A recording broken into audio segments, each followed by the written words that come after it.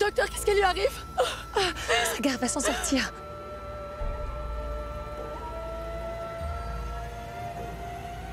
Désolé, il est mort.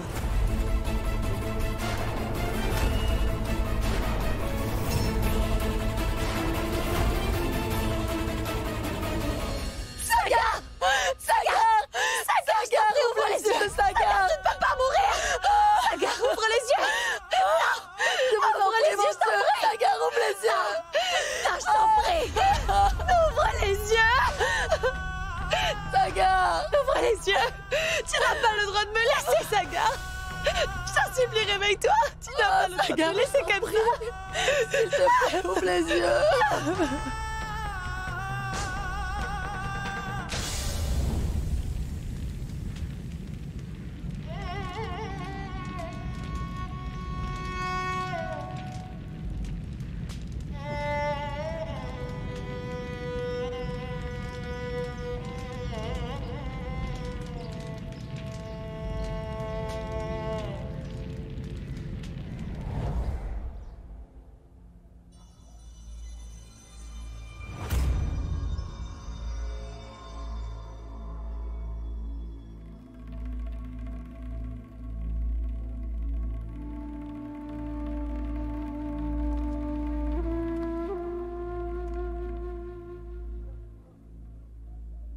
Ganga.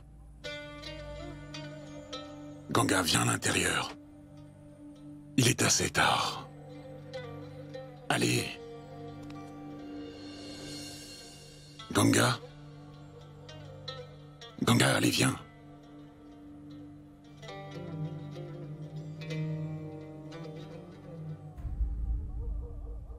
Elle est désemparée parce qu'elle a perdu Sagar. Elle va mourir si elle ne...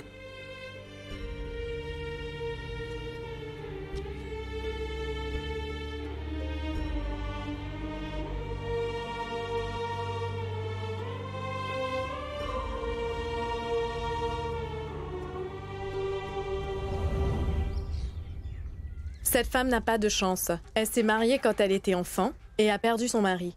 Et maintenant le deuxième. Je plains vraiment la mère de son deuxième mari. Je ne sais pas comment elle a pu permettre à son fils d'épouser une femme aussi malchanceuse. Monsieur Shiv l'a échappé belle heureusement. Car s'il avait épousé Ganga, il aurait connu le même sort que cet homme. Et il serait sans doute mort. Shiv, attends. Je t'en prie, laisse tomber. N'oublie pas que tu n'as plus... aucun droit sur Ganga désormais.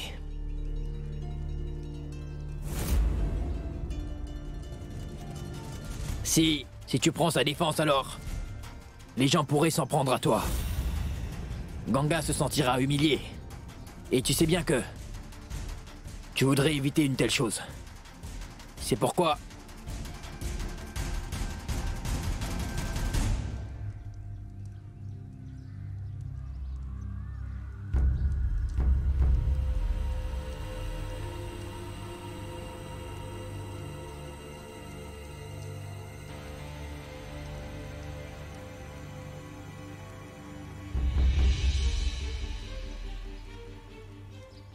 Ma tante? Non, attendez. Je veux partir avec vous. Je veux rentrer à Bénarès avec vous.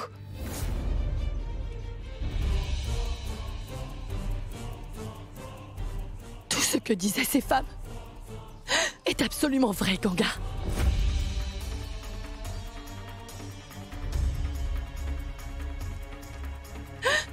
Tu m'as pris non seulement mon fils, mais tu as aussi complètement détruit ma famille.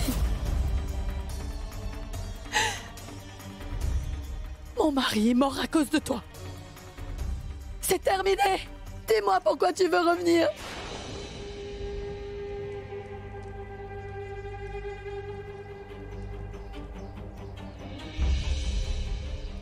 Sagar est mort. Ma famille n'a plus rien à voir avec toi désormais. Tout le monde m'avait prévenu. Mais j'étais stupide d'accepter une veuve dans ma famille. Et maintenant, à cause de toi, Ganga, j'ai pratiquement perdu toute ma famille.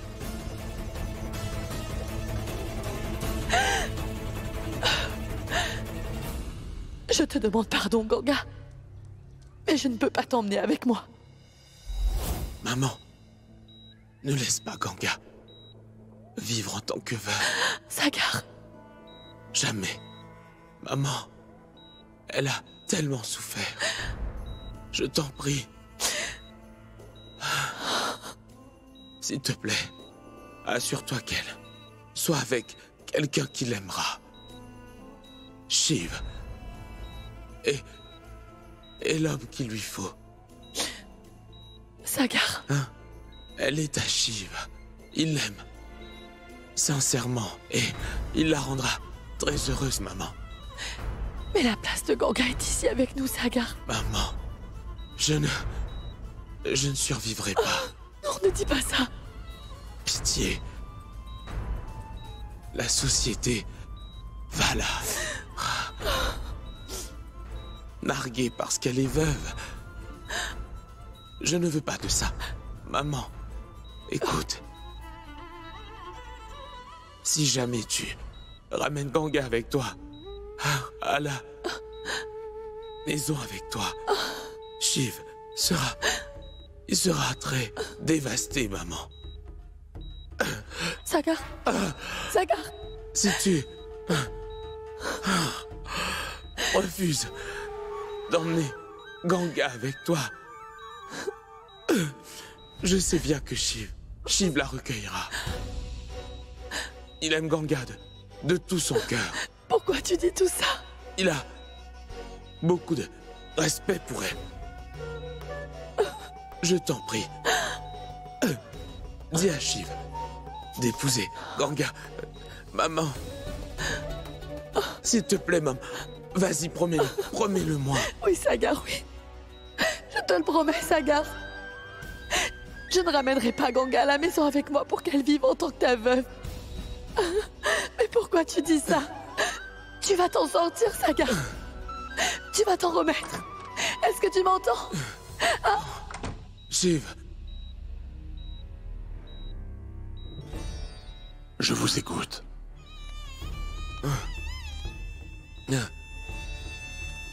Sagar. Asseyez-vous. Je veux que vous me fassiez une promesse, Shiv. Promettez-moi que vous épouserez Ganga. Je sais que vous aimez Ganga. Promettez-moi que vous allez rendre Ganga heureuse. Shiv, faites-le, s'il vous plaît. Je ne fais qu'exécuter le dernier vœu de Sagar, Ganga. Car je lui ai fait une promesse avant sa mort. Je sais bien que je te fais de la peine. Mais je le fais pour toi.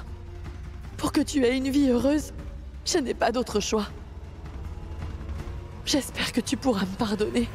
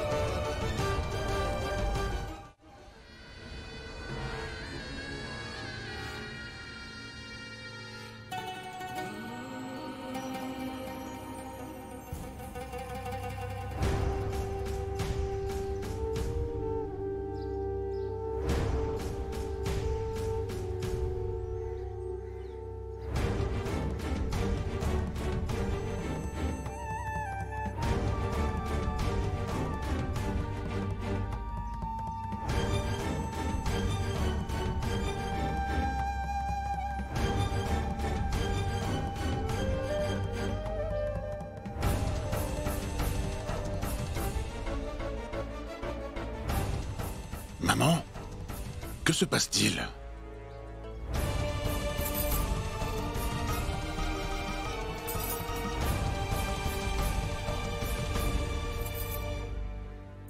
Eh bien, Shiv, elle est veuve maintenant. Et en tant que veuve, elle doit enlever ses bracelets. Et désormais, elle n'a plus le droit de s'habiller comme ça ou de porter encore des bijoux.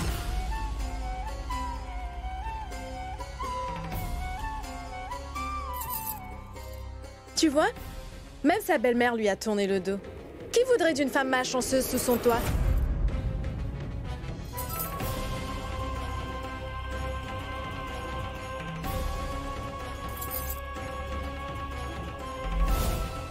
Ces bracelets sont vraiment magnifiques. Je ne peux pas vous les acheter tout de suite. Mais je reviendrai plus tard.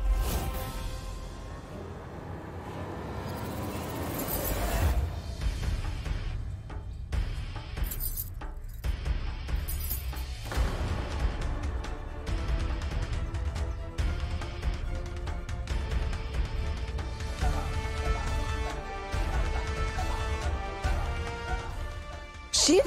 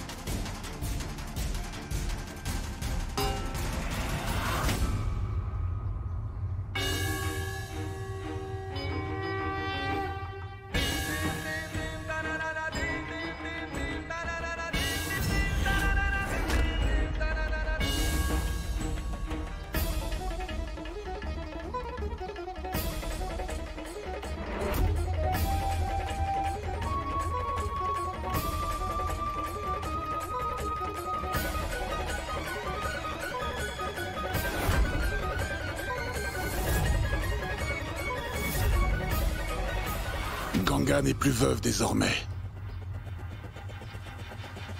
Ganga est maintenant mon épouse. C'est clair pour tout le monde? À partir d'aujourd'hui, Ganga sera ma femme. Et ma partenaire pour la vie.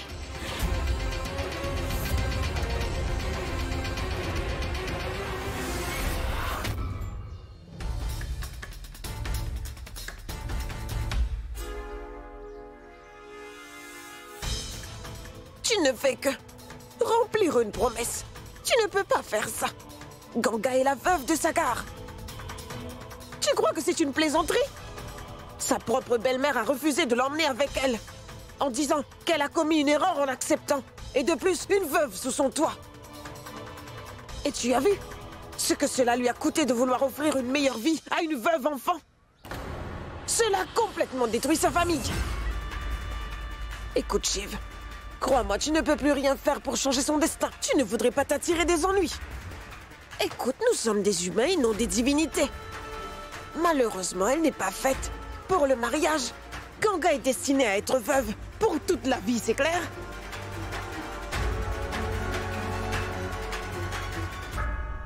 Maman!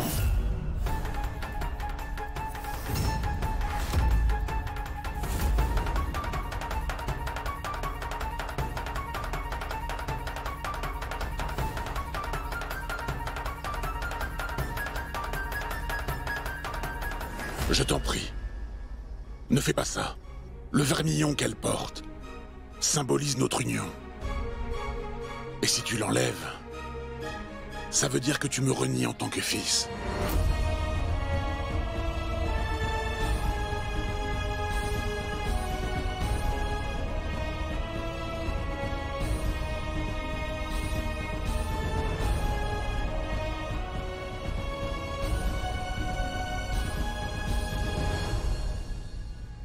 Alors c'est quoi ça? Réponds!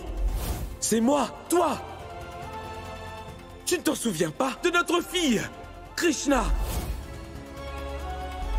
Shiv veut que tu aies ses affaires. Et il aimerait que, lorsque tu partes de cette maison, que tu portes ses bijoux et ce sari.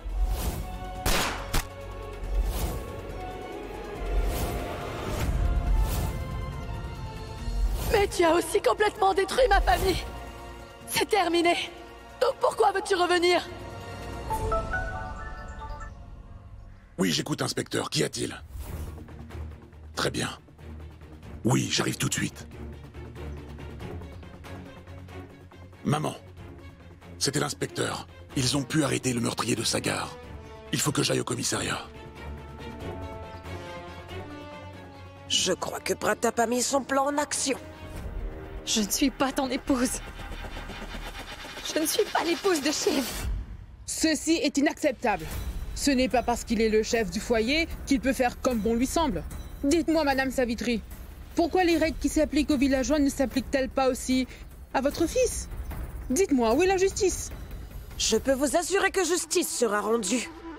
Ce que désire Shiv ne se produira jamais, madame. Vous n'êtes pas là pour affronter les conséquences, Sagar. Mais Ganga, en revanche, va au-devant de gros ennuis à cause de vous.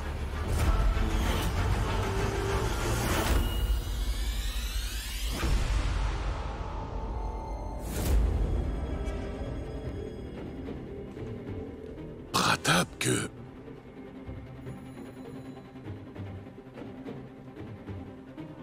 Oh...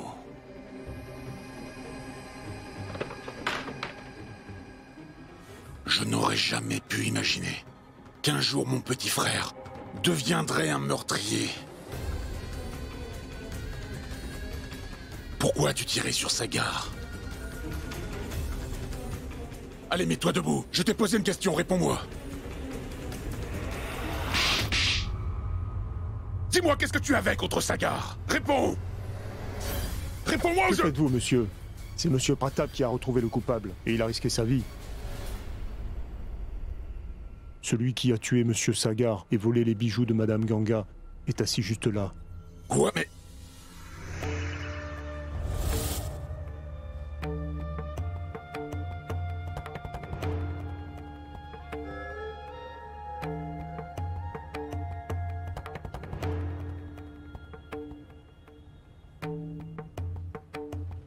C'était une grosse erreur de jugement. Comment ai-je pu douter de Pratap? Shiv est tellement facile à embobiner. Je suis un vrai génie. J'ai frappé le fer pendant qu'il est encore chaud. Où est-il? Viens. Monsieur, il est prêt à porter le chapeau pour le meurtre. En échange, je vais remettre cette somme d'argent à ta famille. Même si tu devais travailler toute ta vie, tu ne pourrais jamais te faire autant d'argent, crois-moi. Mais écoute bien, tu répéteras à la police exactement ce que je te dis, compris? Très bien, monsieur.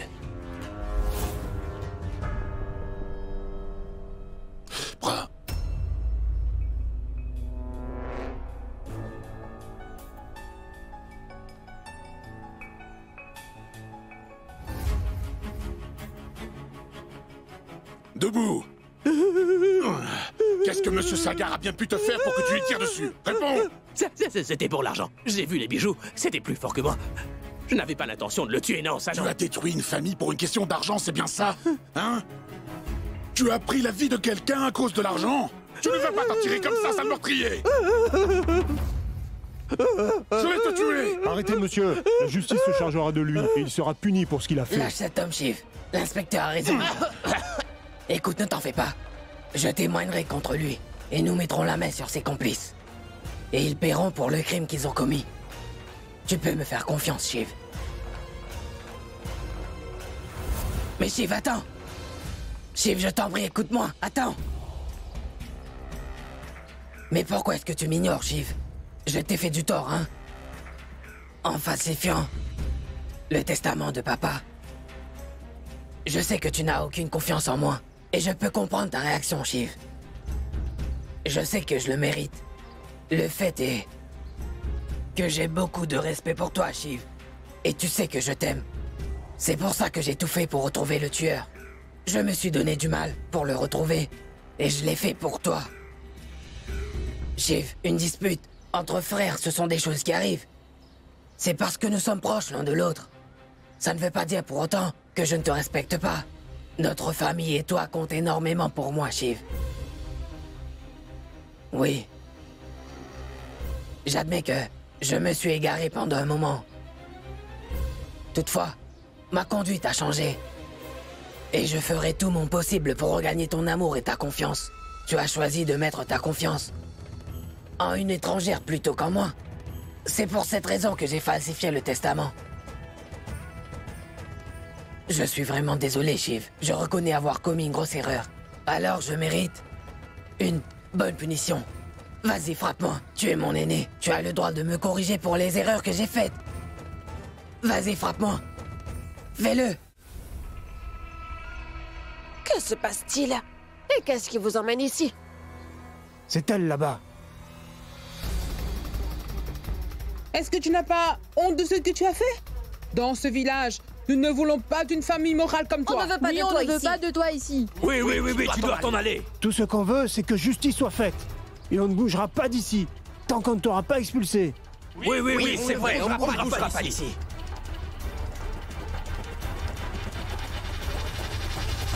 Shiv, je veux me repentir pour tout ce que j'ai fait. Je devrais être puni pour mes actes.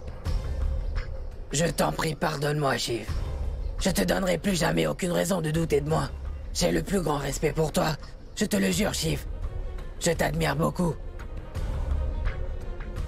Tu penses que je ne mérite pas ton amour et ta confiance? Alors je vais me punir moi-même.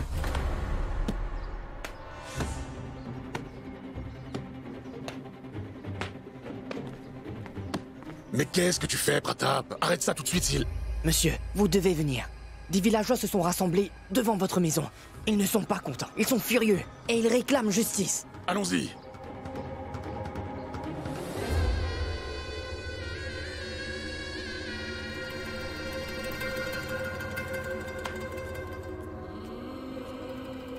Bien.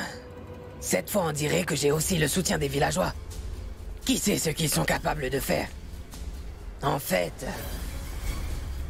je devrais peut-être aller leur filer un coup de main. Hein? Si elle reste dans le village, elle donnera le mauvais exemple à nos filles. Je suis d'accord. On ne peut pas laisser une brebis galeuse exercer une mauvaise influence sur nos filles.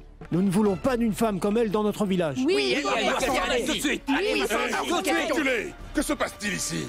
Reculez! Allez-vous-en d'ici. Shiv, mon fils, heureusement que tu es là. Ces villageois... N'ai-je pas été assez clair? Je vous ai dit de partir. Allez rentrer chez vous.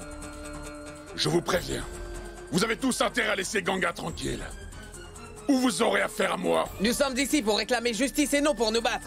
Personne ne commettra un péché aussi abominable dans ce village. Oui, il faut pas. Calmez-vous, s'il vous plaît. Écoutez-moi. Écoutez, tout cela n'est qu'un malentendu. Laissez-moi au moins une chance de vous expliquer. Nous ne voulons pas de vos explications. À nos yeux, vous n'êtes pas un simple individu qui a épousé une veuve, mais vous êtes le chef du foyer.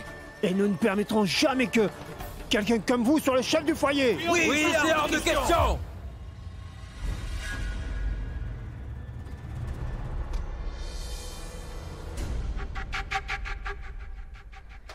Tu...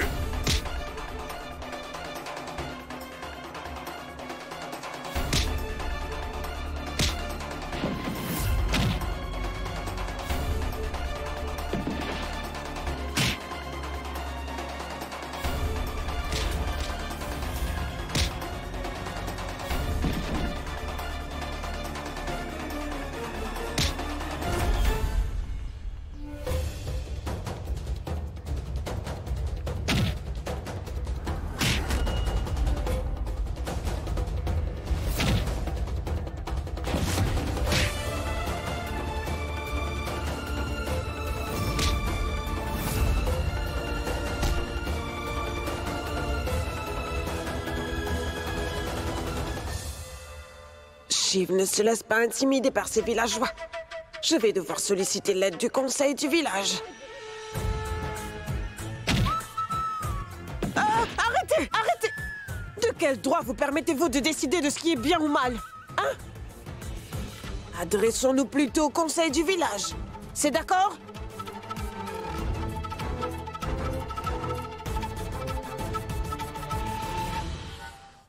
Que ceux qui ont une plainte contre le chef du foyer se lèvent et s'expriment. Depuis quelques mois, le chef du foyer vit en couple avec une femme mariée. Et maintenant que celle-là est veuve, il en a fait son épouse. N'est-ce pas un péché, monsieur? Oui, c'est un péché, c'est un péché. S'il est lui-même pécheur, comment peut-il juger les autres? Ce genre de comportement est inadmissible. C'est inadmissible. Calmez-vous, que tout le monde se calme. Hurler ainsi ne résoudra pas le problème, c'est tout. Calmez-vous maintenant. Ils devraient tous les deux payer pour le péché qu'ils ont commis. Qu'avez-vous à répondre, Shiv? Messieurs, je n'étais pas au courant de ça. Et Ganga non plus, puisqu'elle était amnésique. En fait, c'est le destin qui nous a amenés à vivre en couple. De ce fait, ce n'est pas un péché. J'ai toujours été droit, jusqu'à aujourd'hui. En fait, je n'ai fait qu'honorer une promesse que j'ai faite. Comme mon père a voulu que je me remarie. Je n'étais pas prêt pour ça. Malgré ça, je me suis marié. Alors imaginez, si après m'être marié, j'avais failli à mes obligations de mari, j'aurais manqué de respect à mon père. Écoutez, je n'ai jamais commis aucun péché, ou bien même agi de façon immorale de toute ma vie. Et Ganga non plus n'a rien à se reprocher. C'est la stricte vérité. Qui essayez-vous de défendre, monsieur Shiv? Cette femme aux mœurs légères qui a vécu en couple avec elle alors qu'elle était déjà mariée avec quelqu'un d'autre? C'est ce genre de femme que vous défendez? Son nom signifie pureté, mais elle ne l'est pas pour autant. C'est une femme frivole. Il se pourrait bien qu'elle ait juste manigancé cette histoire. Et ce, afin d'épouser le chef du foyer. Oui, c'est fort possible. Le mari de Ganga vient de décéder et elle est déjà remariée à Shiv. Voilà qui en dit long sur le genre de femme qu'elle est. Quoi? Mais de quoi est-ce que vous parlez? Je n'ai rien à me reprocher. Je n'ai rien fait de mal. Vous vous êtes tous bien défoulés. J'en ai assez de vos accusations. Donc ça suffit. Arrêtez!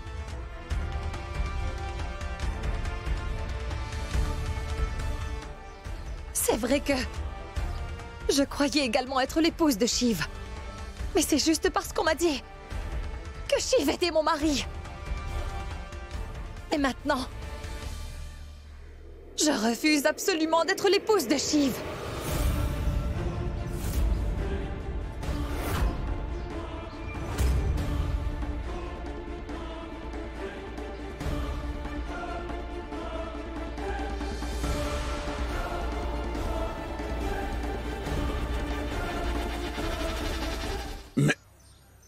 Écoute, tu n'es pas mon mari. Et je vais le répéter autant de fois qu'il le faudra.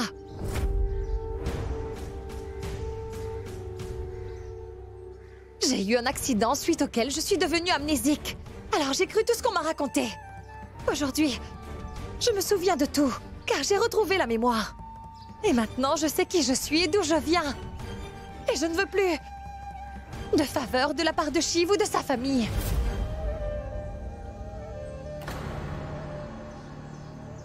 Tu n'as pas mon consentement. Je ne veux pas être ta femme, Shiv. Je veux passer le restant de ma vie en tant que la veuve de Sagar. C'est un droit que j'ai. Et je ne laisserai personne me priver de ces droits, vous comprenez?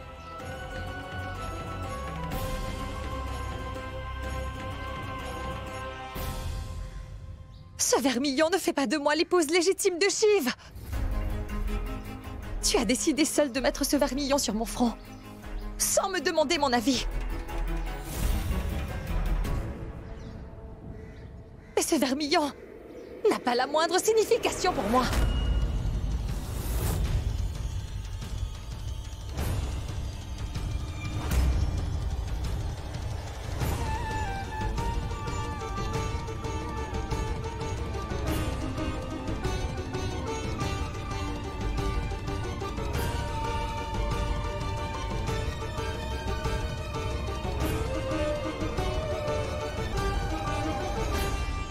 Je suis destinée à vivre ma vie en tant que veuve, Shiv.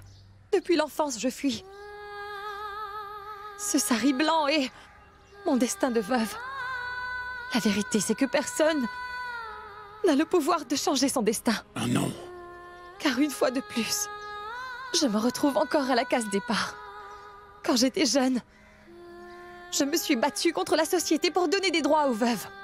Aujourd'hui, Je te demande de me laisser exercer mon droit de veuve. Vous aussi.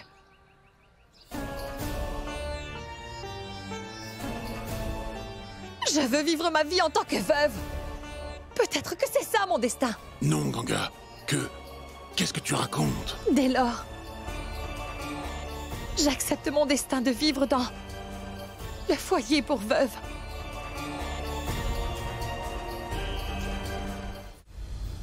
Ganga a bien raison de dire ça. On devrait la laisser mener sa vie en tant que veuve. Nous devons respecter les normes du veuvage. D'ailleurs, le mariage entre Shiv et Ganga est contre les normes de la société.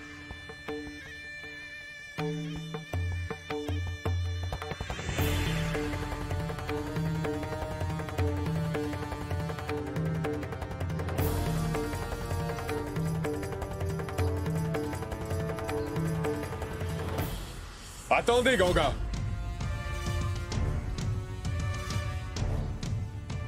Ceci est un conseil. Alors la décision finale revient aux membres de ce conseil, non pas à vous. En appliquant du vermillon sur votre front, Shiv a fait de vous sa femme. Mais le conseil ne peut reconnaître cette union. Toutefois, le conseil ne peut pas non plus ignorer le fait que Shiv et Ganga ont bien vécu, pendant un certain temps, sous le même toit en tant que conjoints. Ajoutez à cela, Monsieur Shiv a mis du vermillon sur votre front. De ce fait, ce serait une erreur d'ignorer le caractère sacré de leur rituel. Donc Shiv et Ganga ne peuvent pas se séparer. Le vermillon symbolise l'union. Et aujourd'hui, vous ne pouvez pas simplement décider qu'il est sans importance. Le vermillon est symbole de vertu et du mariage. Vous ne pouvez pas ignorer cela et tout simplement vous retirer de ce mariage. Nous ne permettrons jamais une telle chose, car cette société n'approuve pas ce comportement. Comment? Qu'est-ce que vous voulez dire? C'est une situation inhabituelle. Shiv a accepté Ganga en tant qu'épouse, et Ganga refuse absolument d'accepter cette relation. Et ils ont tous les deux raison. Shiv veut tenir sa promesse, et Ganga, qui est devenu amnésique suite à son accident, est désarmé. Par conséquent, le conseil a donc décidé que Shiv et Ganga vont devoir vivre ensemble pendant 1 mois.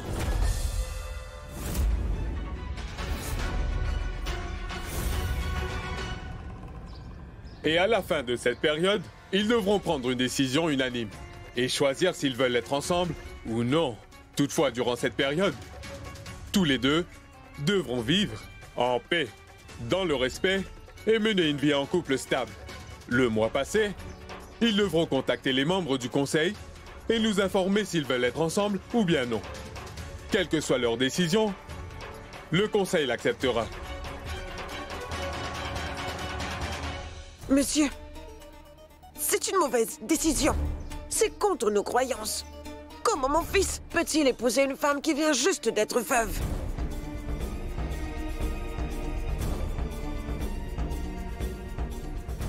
Je n'accepte pas ce mariage. Vous n'avez pas le droit de me forcer à me marier. Et comme je vous l'ai dit plus tôt, je désire vivre le restant de mes jours en tant que veuve de Sagar.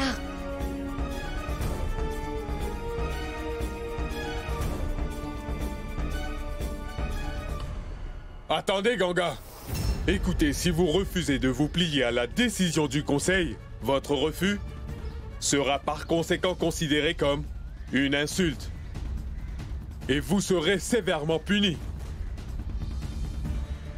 Eh bien, j'accepte la punition. Je quitterai ce village si c'est ce que vous voulez. Mais vous ne pouvez pas me forcer à être dans une relation dans laquelle je n'ai strictement aucune envie d'être, monsieur. Très bien. Alors dans ce cas, non seulement vous, mais aussi toute la famille Jade devrait quitter ce village pour de bon. Car vous n'êtes pas la seule responsable, mais toute la famille Jade aussi.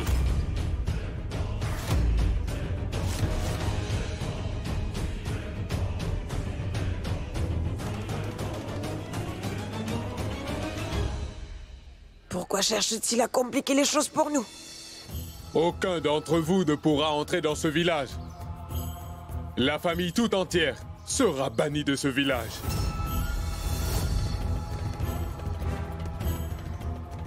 Mon plan s'est retourné contre moi. Je voulais que Ganga soit chassé du village. Mais au lieu de ça, le conseil veut bannir toute ma famille. Et quoi maintenant? À quoi est-ce que tu penses? Dis-moi.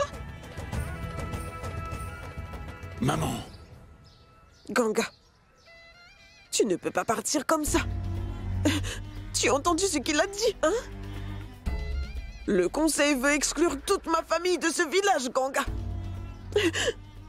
Et si ça se produit, le nom de notre famille sera traîné dans la boue et notre réputation sera ruinée. Non. S'il te plaît, ne les laisse pas faire ça. Si ce n'est pas un membre de la famille qui est à la tête du foyer, ce sera la fin d'une tradition. Shiv t'a soutenu pendant tout ce temps, n'est-ce pas? Et ma famille aussi. Et tu as vécu en tant que l'une des nôtres. Alors comment peux-tu laisser notre famille subir une telle humiliation? Tu es une femme vertueuse, n'est-ce pas? Après tout ce que nous avons fait pour toi, tu ne peux pas nous laisser tomber. À quoi est-ce que tu penses, Ganga? Reviens à la maison. C'est le moins que tu puisses faire pour notre famille, Ganga.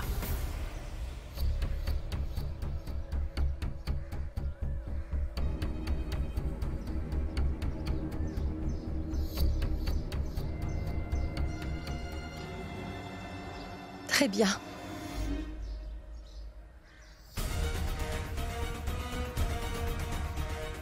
J'accepte la décision du conseil.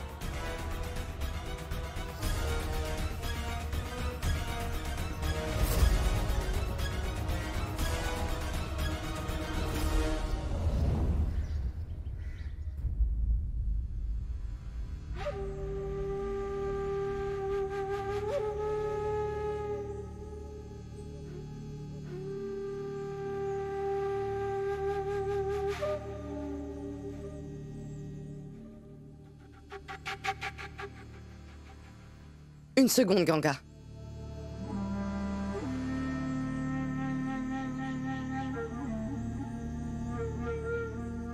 Aujourd'hui, tu es ma belle-sœur dans le vrai sens du terme. Je ne suis pas ta belle-sœur.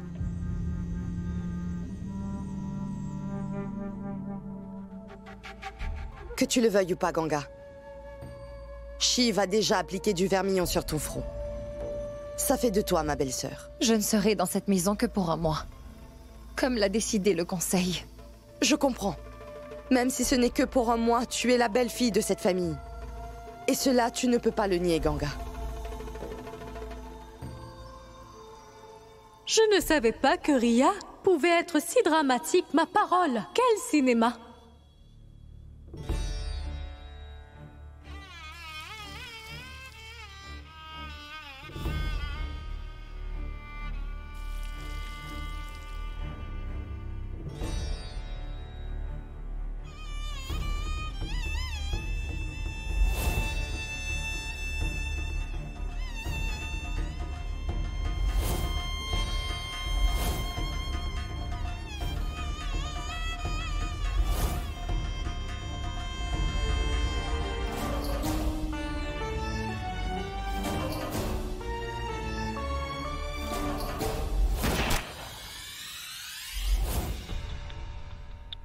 J'ai été si stupide d'accepter une veuve dans ma famille. Le conseil a donc décidé que Shiv et Ganga vont devoir vivre ensemble pendant un mois.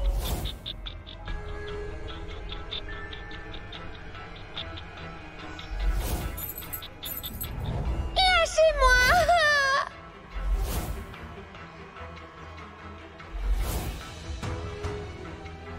Allez plus vite, il faut le rattraper! Vite, vite, vite, vite, vite! La vérité, c'est que j'ai été une veuve depuis l'enfance. Et aujourd'hui, je le suis encore.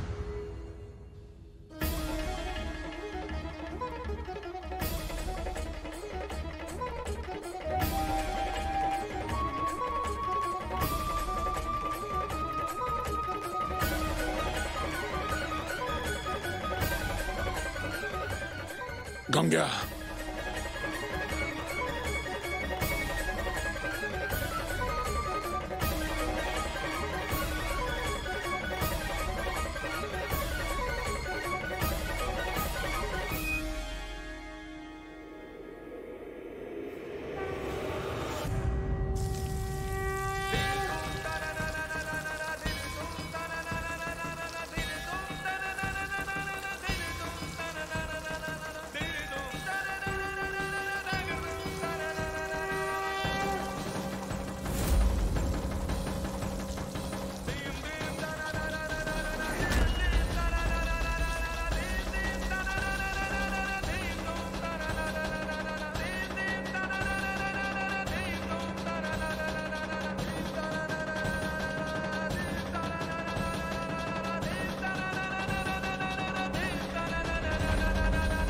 Mais Ganga, qu'est-ce que tu as fait?